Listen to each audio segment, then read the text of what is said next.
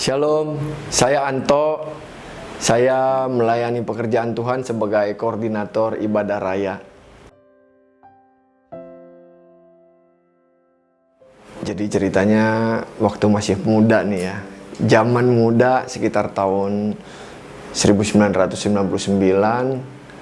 Itu kan kita kan bergaul nih anak-anak muda ya. Suka pergi kemana-kemana. Kadang-kadang dalam pergaulan itu emosi itu nggak stabil. Namanya anak-anak motor nih, kalau bawa motor ketemu sama kelompok lain tuh geber-geber, gas-gas, jadi dah tuh saling serempet-serempetan, saling kejar-mengejar, akhirnya terjadilah perkelahian. Nah dari situ tuh saya mulai berpikir, waduh kalau begini aja repot nih, kalau dikeroyok, kalau di berantem satu lawan banyak nggak bisa juga. Akhirnya ketemulah saya dengan satu orang yang saya sebut guru. Jadi dari situlah awal mula saya belajar hal-hal mistis, belajar hal-hal yang berbau gaib gitu. Jadi ketika itu saya diajak sama beberapa teman dimandikan secara khusus, ada amalan-amalannya. Waktu pemandian itu kita harus membeli kayak semacam sesembahan gitu ya, kayak semacam sesembahan. Jadi kita harus makan sama-sama sama teman-teman. Itu nggak bayar, cuman kita harus ada sesembahan gitu. Terus nanti ada doa-doa yang harus dibacain. Nah setelah dimandiin kita langsung diuji. Pacok, mempan nggak? Kalau mempan ya gagal, kalau nggak mempan ya berhasil. Terus juga belajar di kayak diputer gitu, kayak gangsing belajar. Jadi sesama temen nih kita saling mempraktekkan. Jadi begitu abis dimandiin tuh langsung dipraktekkan. Bisa nggak, masuk nggak? Jadi saya belajar ilmu pelet, belajar ilmu gendam, atau sekarang yang disebut hipnotis. Saya diajarin amalan bagaimana bisa memikat wanita, bisa juga disegani orang. Jadi kita seperti punya harga diri, ada wibawa gitu ya. Kalau memang perlu berkelahi satu lawan satu atau satu lawan banyak, itu juga ada amalannya. Jadi bagaimana bikin seolah-olah itu orang lain melihat kita itu besar, jadi mereka kabur gitu, nggak berani ngelawan kita. Itu ada amalannya. Jadi saya juga diajarin bagaimana menangani kalau ketemu orang kesurupan. Saya juga diajarin bagaimana kalau ketemu tempat angker. Kalau kita kasih amalan gitu ya, kita pegang gini kepalanya, terus kita ucapin amalannya tuh, terus kita oles, kita mau muter kemana aja. Jadi kayak gangsing gitu, tapi nggak sampai itu. Cuman kayaknya kalau dia tahan tuh dia merasa kayak pusing, makanya bisa muter gitu. Jadi saya itu mandinya dari mandi kain apa gitu ya, terus sampai motong kambing. Saya sempet mau belajar menerawang. Waktu itu saya mau belajar menerawang sebenarnya, tapi nggak kesampaian. Dulu tuh tangan saya tuh kalau diginiin tuh kayak nggak bisa nyatu gitu. Jadi membal lagi. Saya nggak bisa ngelihat makhluk gaib, tapi saya bisa merasakan. Kalau ada makhluk gaib itu saya bisa merasakan dulu. Jadi rasanya tuh nggak enak nih. Dia ada di sini misalnya, dia ada di pojok. Ketika saya bacakan amalannya, terus tangan saya menuju ke sana, pasti nanti tangan saya akan ngikutin. Kemana larinya makhluk gaib itu, tangan saya akan ngikutin gitu. Nah itu yang membuat saya yakin, percaya diri, akhirnya jadi tinggi hati. Jadi dari hal-hal itu tuh yang saya dapat, yang saya rasain, memang saya lebih percaya diri. Tapi di balik itu saya jadi semakin sombong, tinggi hati. Jadi merasa orang-orang ini kecil lah di mata gua gitu. Jadi maunya tuh berantem terus, seperti nggak ada damai sejahtera. Saya nggak ngalamin damai sejahtera.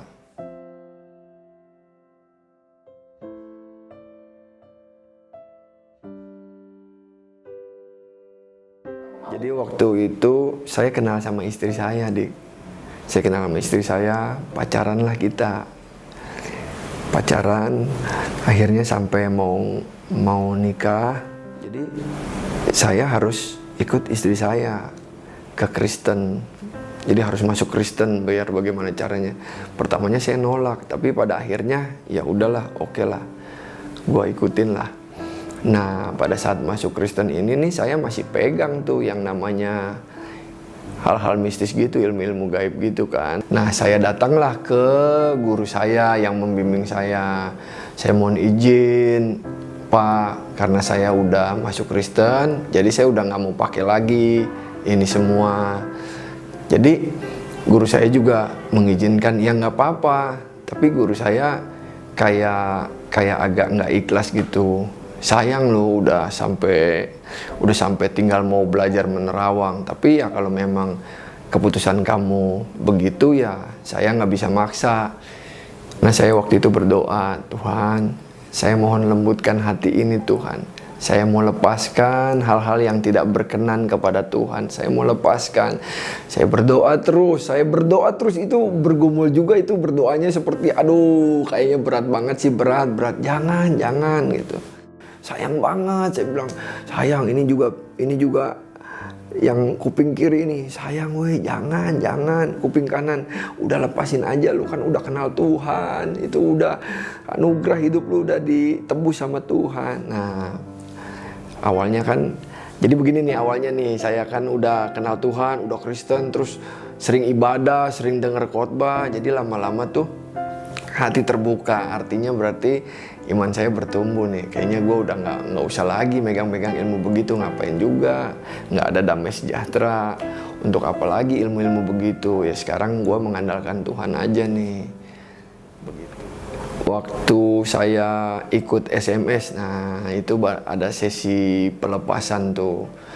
Waktu ada sesi pelepasan, yang punya pegangan, yang punya ilmu gaib, saya hatinya tergerak dan memang udah bulat nih, terus di sana tergerak, ya Tuhan, saya mau lepaskan segala ilmu dan segala yang tidak berkenan kepadamu ya Tuhan, lepaskan. Sampai ini baru di sini ngulek nih, begitu saya lepaskan Tuhan, lepaskan. Ini di perut ini ngulek nih. Terus naik ke atas sampai saya mengeluarkan, aduh, sampai di situ baru kayaknya lega, saya nangis tuh. Puji Tuhan, akhirnya dilepas. Yang saya takutin itu, waktu nanti ada pelepasan itu, saya ngamuk, itu yang saya takutin. Ngamuk, nggak bisa terkontrol, itu yang saya takutin. Tapi yang saya khawatirin itu nggak terjadi. Berarti Tuhan lebih berkuasa atas segala yang ada pada saya. Kayaknya udah lega gitu, kayaknya beban ini yang selama ini seolah-olah apa sih yang bikin saya jadi sombong, yang bikin saya jadi maunya memancing, salah dikit aja bisa emosi gitu, kadang menyepelekan orang, akhirnya udah dilepaskan dah semua. Jadi saya udah kayaknya udah nggak punya beban lagi, udah nggak ada yang jadi kekhawatiran saya tuh. Sebenarnya saya takutnya, sekali lagi saya takutnya saya ngamuk, tapi itu nggak terjadi. Puji Tuhan. Jadi sekarang saya udah kenal Tuhan itu rasanya beda banget. Pertama, saya lebih tenang, lebih dapat menguasai diri, lebih nggak mudah tersinggung, nggak gampang emosi. Terus saya juga bisa rendah hati, lebih sabar. Karena saya merasa saya bukan siapa-siapa. Kalau dulu saya masih punya ilmu-ilmu gitu kan, saya merasa lebih percaya diri. Oh, gue punya wibawa kok, gue bisa ngatasin lu kok gitu intinya. Tapi kalau sekarang, aduh, hidup gue karena anugerah Tuhan deh. Hidup gue karena pertolongan Tuhan. Kalau bukan karena Tuhan, gue bukan siapa-siapa. Makanya sekarang lebih tenang aja, lebih sabar, lebih dapat menguasai diri. Satu hal yang saya yakin itu, waktu itu, ketika kalau orang zaman dulu tuh, kalau anak masih kecil tuh nangis terus sepanjang malam. Itu digangguin hal gaib. Nah, di situ saya tuh diuji. Ketika anak saya nangis sepanjang malam, waktu itu rumah saya masih di Teluk Naga, nangis terus, nangis sepanjang malam. Disitulah saya diuji. Masih lu mau pakai nggak nih? Masih lu mau pakai nggak nih? Kayaknya ada yang gangguin. Feeling saya masih merasa begitu. Kayaknya ada yang nggak beres nih di atas genteng nih, di atas genteng. Jadi hati itu masih ditunjukin di atas genteng nih, ada yang nggak beres nih di atas genteng. Anak lu lagi dipelototin di atas genteng, kata dia kan. Tapi saya berdoa. Saya memohon petunjuk Tuhan. Tuhan, jangan biarkan kuasa yang tidak berkenan ini menguasai hamba-Mu lagi. Saya memohon petunjuk daripada-Mu Tuhan. Jikalau memang ada sesuatu yang tidak berkenan, hal-hal gaib, penguasa-penguasa di udara, setan, iblis, dalam nama Yesus, Engkau Allah yang berkuasa, yang memiliki kuasa lebih besar daripada apapun di dunia ini. Nah, setelah saya berdoa terus, saya naikkan pujian, saya naikkan penyembahan. Akhirnya anak saya berhenti nangisnya. Saya lega deh, puji Tuhan. Akhirnya berarti saya udah tidak mengandalkan kekuatan sendiri yang berhubungan sama hal-hal mistis, tapi saya udah mulai mengandalkan Tuhan lagi. Percaya bahwa di dalam nama Yesus, ketika kita mengatakan dalam nama Yesus, ada kuasa yang begitu besar. Kuasa yang tidak dapat dikalahkan dengan apapun. Makanya ketika kita mengalami pergumulan, masalah, jangan lari ke dukun, jangan lari ke orang pintar. Tapi bawalah segala pergumulan kita, sakit penyakit kita ke dalam doa. Penyembahan, puji-pujian, terus naikkan kepada Tuhan. Percaya bahwa itu memiliki kuasa yang besar. Karena mulut kita ini penuh dengan kuasa perkataan. Jadi ketika kita mau melakukan sesuatu atau ada sesuatu yang mengganjal, di dalam nama Yesus, katakan dalam nama Yesus, ada kuasa yang tak terbatas.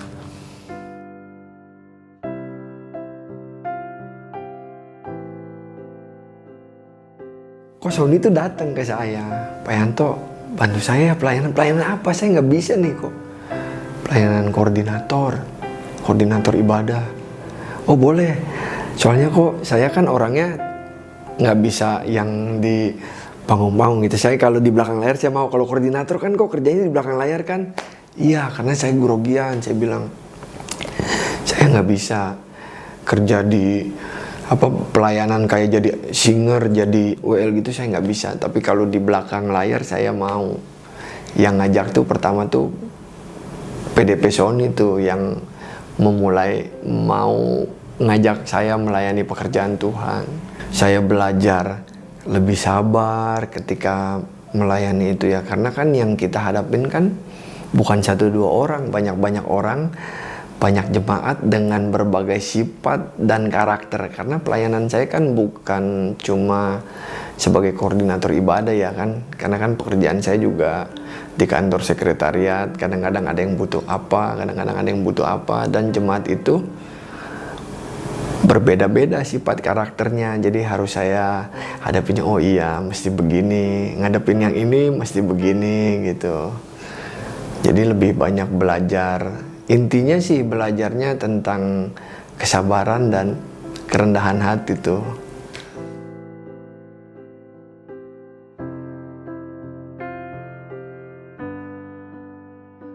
Sebenarnya kehidupan saya itu, kalau saya kilas balik ke masa lalu, saya itu dari kecil tuh kurang kasih sayang bapak. Bukan kurang, tidak merasakan kasih sayang seorang ayah. Sama sekali tidak merasakan, karena saya adalah korban perceraian. Jadi hidup saya tuh kayak ngambang tuh dari masa remaja, muda. Tapi puji Tuhan, saya dibentuk dari hal-hal yang luar biasa itu. Saya banyak belajar, saya diproses sampai mengenal Tuhan. Makanya pesan saya terutama kepada keluarga-keluarga nih, kepada orang tua juga. Orang tua itu berperan penting dalam mendidik anak. Jadi orang tua itu yang didengar bukan omongannya, tapi prakteknya. Jadi ketika kita mempraktekkan sesuatu yang baik, anak-anak akan mencontoh. Tapi kalau kita ngomong doang tapi nggak dipraktekkan, itu nggak ada artinya. Jangan biarkan anak-anak nyaman di luar. Jadi kalau bisa nih anak-anak biar nyaman di rumah sama kita. Bagaimana kita bisa menghargai anak, bagaimana kita bisa menerima kalau anak ngasih masukan, ngasih nasihat. Jadi orang tua lah yang sangat berperan ini. Orang tua itu harus memberikan contoh yang baik, mempraktekkan sikap hidup yang baik. Pondasinya anak-anak itu dari masa kecil udah dibiasain pergi ke sekolah minggu. Itu pondasinya loh. Jadi sekolah minggu, terus dibimbing mereka, jangan cuma dibiarkan pergi ke sekolah minggu, pulangnya udah dibiarkan aja. Terus juga orang tua kita kalau ribut-ribut jangan suka di depan anak. Itu melukai perasaan anak. Terus juga kita jangan suka bicara sama anak itu, bicara kata-kata yang kotor, bicara kata-kata yang kasar. Itu juga akan melukai perasaan anak sehingga dia lebih nyaman di luar. Akhirnya terpengaruh pergaulan di luar.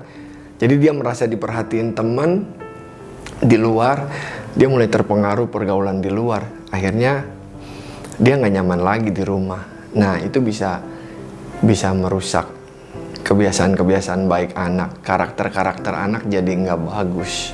Pesan saya buat anak-anak yang beranjak remaja dan beranjak dewasa. Jadi kedewasaan itu tidak diukur dari usia. Kedewasaan itu diukur dari penerimaan tanggung jawab. Ketika kita merasakan sesuatu yang tidak baik, itu kita harus memberikan respon yang baik, yang benar, supaya nggak jadi kecewa, nggak jadi tawar hati. Anak-anak pemuda remaja nih terutama nih ya, yang rentan-rentan, masih labil, masih goyang, masih terpengaruh pergaulan. Kalau bahasa sekarang nih masih oleng, kayak kapal diombang-ambingkan, karena masih mencari jati diri. Saran saya, lebih rajin ibadah, lebih rajin berdoa, banyak-banyak berdoa, melakukan hal-hal yang baik, supaya kita hidup terus dipelihara Tuhan, supaya kita nggak terjerumus. Karena pergaulan itu kadang yang bisa merusak itu di pergaulan dunia, maksudnya pergaulan yang anak-anak yang belum kenal Tuhan. Kadang yang udah kenal Tuhan aja, yang udah pelayanan aja, tingkah lakunya masih di luaran, masih gimana gitu ya.